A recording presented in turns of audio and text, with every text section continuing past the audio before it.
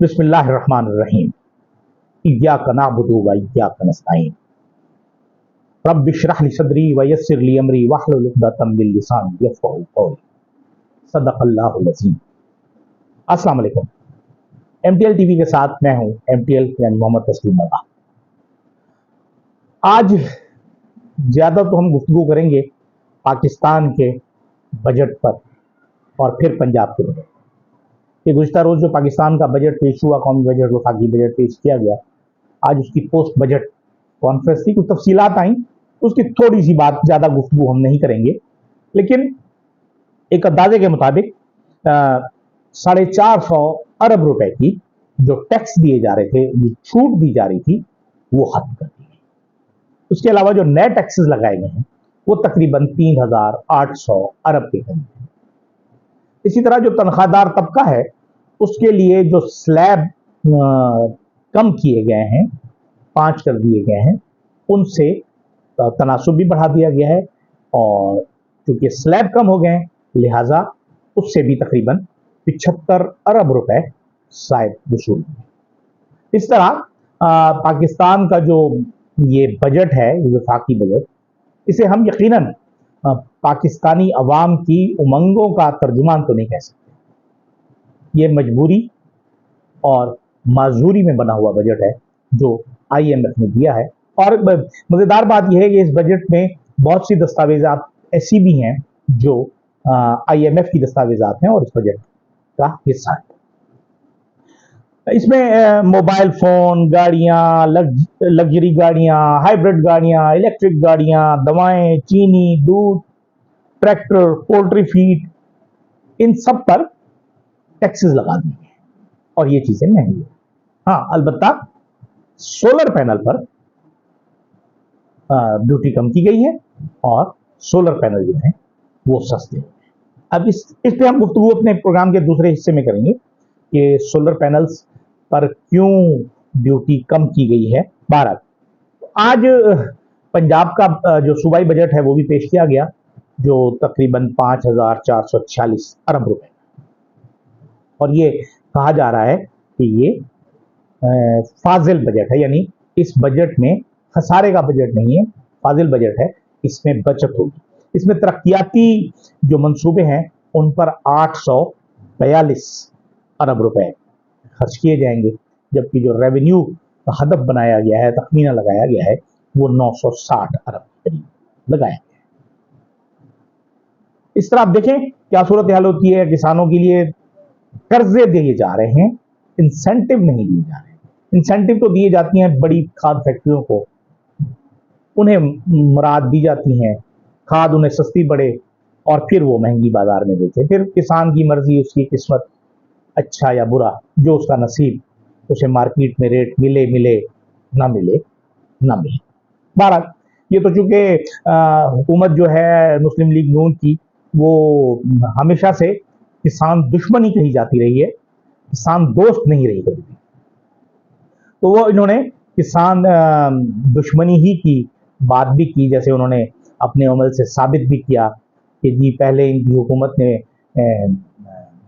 तकरीबन $1 अरब से ज़ायद की गंदुम मंगा ली, कीड़ा ज़दा और वो ख़राब, बीमारी ज़दा, फंगस लगी हुई, $1 अरब हमारे मुल्क से बर्बाद हो गए, निकल गए। और फिर जब बम्पर क्रॉप आई हमारी गंदुम की तो किसान रुल गया और वो जो 3,900 रुपए सरकारी रेट था उससे तकरीबन कहीं 25%, कहीं 33% तक जो है वो रेट उन्हें कम मिला। अब जहां तक मैं अब बात की थी सोलर पैनल्स की, उसकी कीमत कम की जा रही है, लेकिन हुकूमत ने एक पॉलिसी बनाई है कि सरकारी इमारतों की सोलराइजेशन की जाए। अब ये हमारी जो पाकिस्तान पीपल्स पार्टी है और पाकिस्तान मुस्लिम लीग नून है, ये इनका तरीका वारदात है। ये इस तरह के नए नए प्रोजेक्ट्स लाती हैं, बड़े बड़े प्रोजेक्ट लाती हैं, मेगा प्रोजेक्ट लाती हैं, मोटरवेज लाते हैं, ये IPPs लाते हैं, इसी तरह बड़े प्रोजेक्ट लाते हैं, उसमें बड़े हाथ, लंबे हाथ मारते हैं। उसके बाद फिर ये सुकून से रिश्वत खाते हुए पकड़े भी जाते हैं और उस पर रिश्वत दे के छूट भी जाते हैं। अब तक तो इनकी किस्मत इतनी अच्छी है, पता नहीं ये लोग मरने के बाद कब्र में जाके क्या जवाब देंगे। लेकिन बहरहाल तो सोलराइजेशन का जो अमल है वो शुरू किया जा रहा है सरकारी इमारतों में। एक तरफ तो आम लोगों पर पाबंदी लगाई जा रही है, लेकिन जो सरकारी इमारतें हैं उनकी सोलराइजेशन का अमल किया जा रहा है ताकि बिजली का बिल कम आए। बिजली का बिल तो कम आएगा, रनिंग बिल तो कम आएगा, लेकिन वो जो 20-20 करोड़ 30-30 करोड़ रुपए एक इमारत एक ऑफिस में लगेंगे, उसमें जो इनके 30% का हिस्सा, देखो 30% तकरीबन एक आम स्टैंडर्ड रेट है अब हमारे मुल्क में रिश्वत का किसी भी प्रोजेक्ट का। तो अगर 2 अरब का प्रोजेक्ट है, 5 अरब का प्रोजेक्ट है तो 1.5 अरब रुपया हो गया, 2 अरब का है तो 60 करोड़ रुपया हो गया।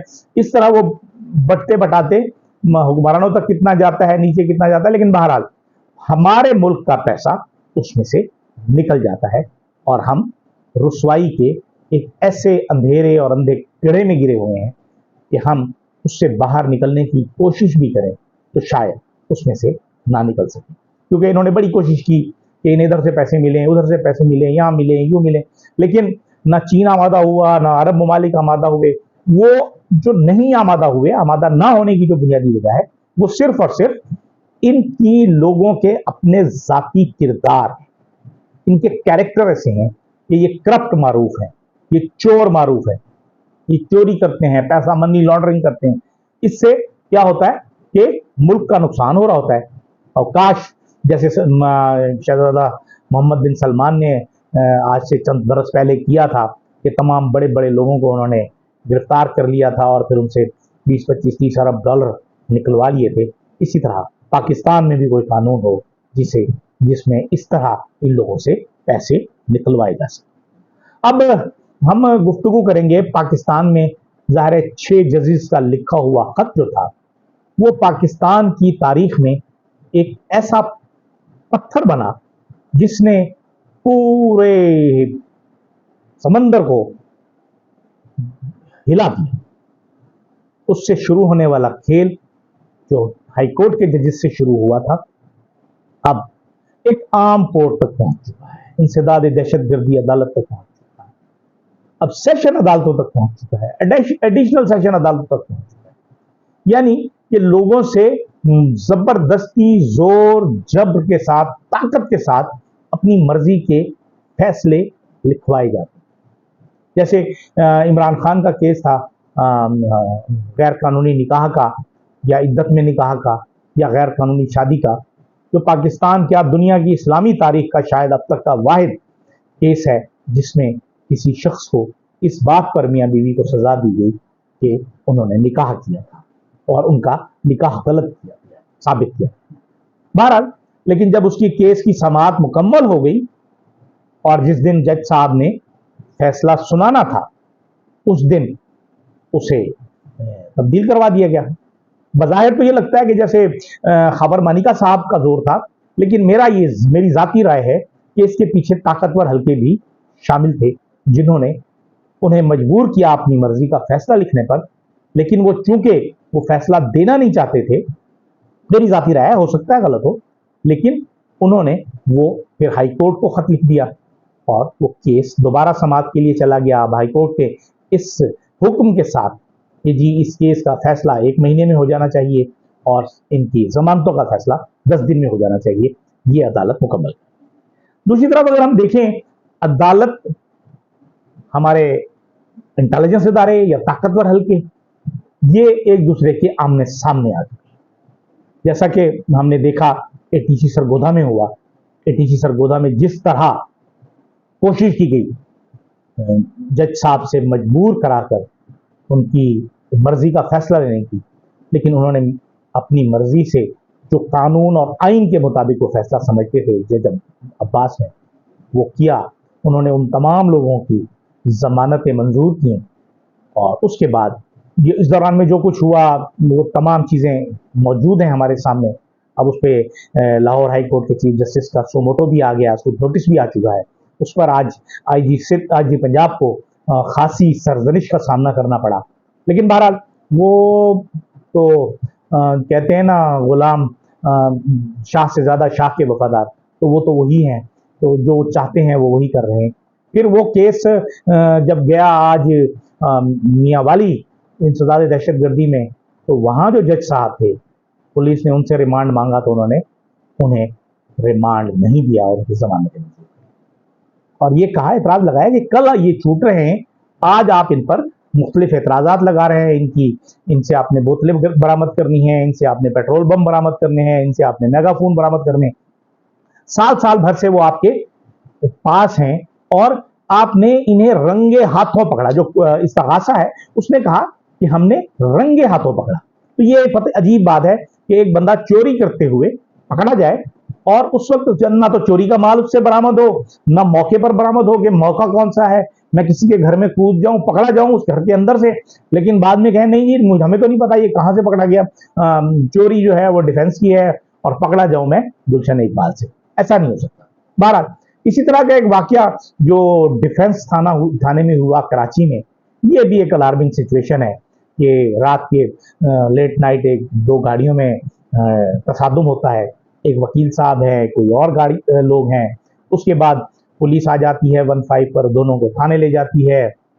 उसके बाद 50-60 के करीब मुख्तलिफ लोग आ जाते हैं मुख्तलिफ गाड़ियों में, जिनके मुतालिक कहा जा रहा है कि वो हसास इदारों के लोग हैं, और फिर उसके बाद वो पुलिस वालों को भी मारते हैं और जो भी होता है वो फिर उसके बाद रात गए तक धरना रहा, रोड बंद रहा, कोरंगी रोड बंद रहा, डिफेंस में खासी हंगामा आ रहा है। अच्छा, ये सारी चीजें डिफेंस के इलाके में, ये हमारे लिए लम्हा फिक्रिया है और हम इससे मोहब्बतें अर्न नहीं कर रहे। ये बात मैं हमेशा कहता हूं कि हमें मोहब्बतें कमानी चाहिए, नफरतें नहीं। और ये नफरतें जो कमाने का अमल है, इससे सबसे ज्यादा नुकसान जो है वो हमारी कौम को है और हमारी कौम से ज्यादा नुकसान हमारी मुसल्लह अफवाज को है। इजाजत दीजिए, अल्लाह हाफ़िज़।